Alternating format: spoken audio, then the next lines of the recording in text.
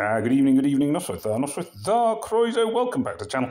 It's going to be a slightly shorter raid tournament video than normal because I've actually done two of the raids already, and then my phone rang. Well, I say phone rang. I had a message, and then that messed everything up. So that's why you're sort of getting half the video. The first half, I'll try and remember what I said because I said some very informative and useful information, which I'm now going to forget. This video would have been it probably would have broken YouTube. It was so good the first time round, so it's going to be disappointing now.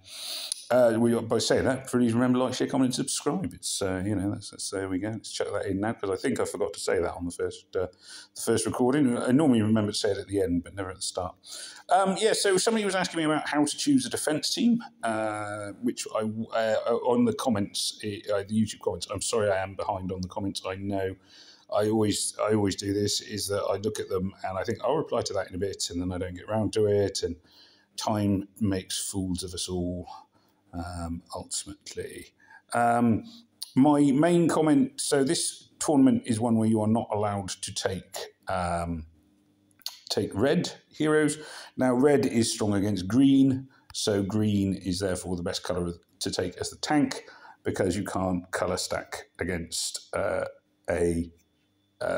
green tank. You can only be equal or weak against them, whereas you can be strong against any other colour.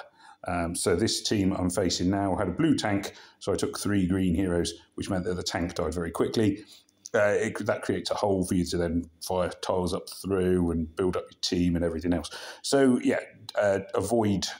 So for this one, go with a green tank. You can't take red. So if I can't take yellow, I would take a purple tank. If you can't take blue, I would take a red tank, and so on and so forth. So you always go with the one that the colour you can't take would be strong against. So that makes you defensively harder to break down. It's a buff booster tournament, so that's why I put Leapfrog in the middle, because he does a buff. So his buff, the buff he adds is critical chance, and then that adds 20% attack as well. Tannenbaum does buffs, and so does Sea Captain Dougal. The Vittorias are there for firepower, essentially. The other thing I would suggest is you have your sort of buffers and healers, your boosters basically as you look at your screen on the left-hand side, because when the computer is doing your defences, it automatically works from left to right. So the special skills, if all of these guys had their charge ready at the same time, so they would fire off in the order of Sea Captain. So he would put a buff on everybody, all out, recovers health, and the buff is increases the armour. Tannenbaum goes off. He would then share damage with everybody and get rid of any status ailments, but mainly it's the shared damage. So that's 2 buffs. Then you would have Leapfrog, who does another buff.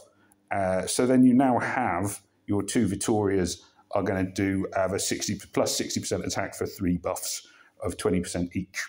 So that's how they would then be that much stronger. This guy has gone with, I would argue, again, the wrong colour of tank. I was just looking at it thinking, oh, I can't colour stack again. Of course I can.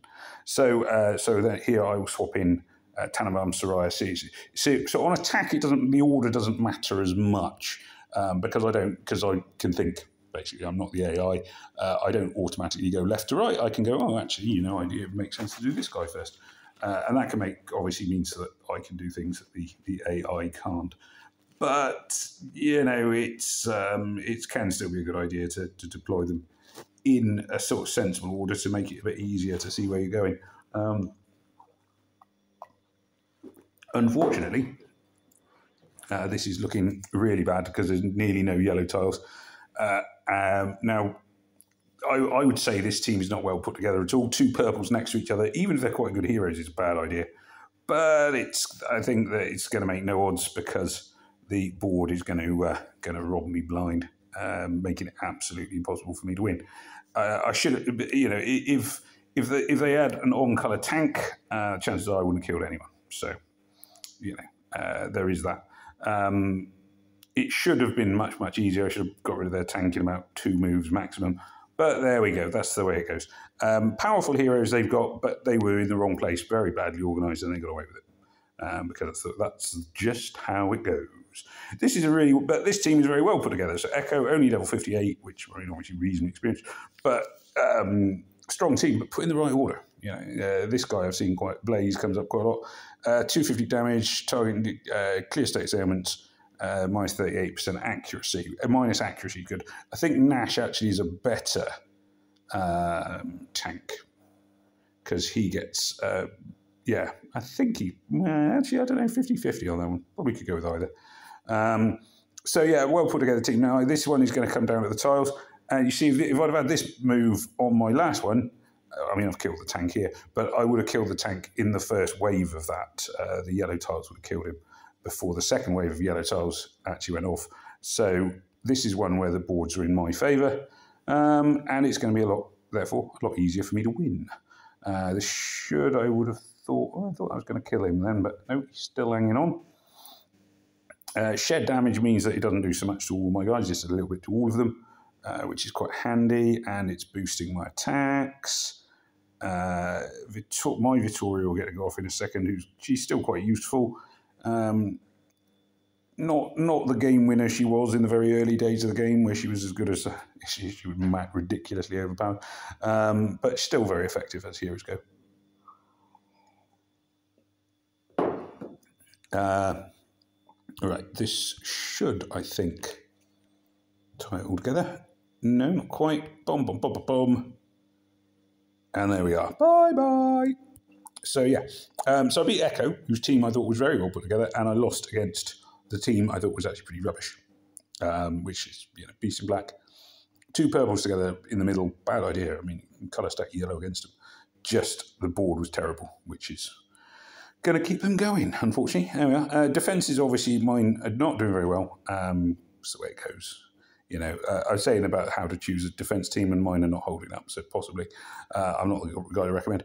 I would guess the leaderboard, most of them will have a green tank.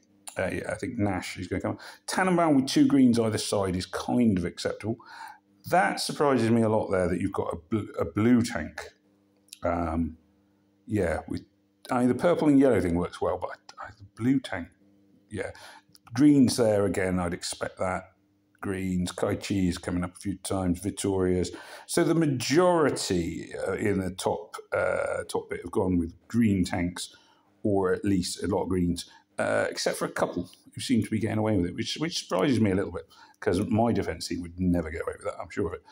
Anyway, there we go. So that's it. Anyway, as I say, thank you very much for watching. Do please remember to like, share, comment, and subscribe. I know I did a summons and it was rubbish. See any more luck here? Oh, yeah, I should have guessed that. So, yeah, there we are. Please remember to like, share, comment, and subscribe. And in the meantime, it just remains me to say, however, goodbye, and may death come swiftly to your enemies.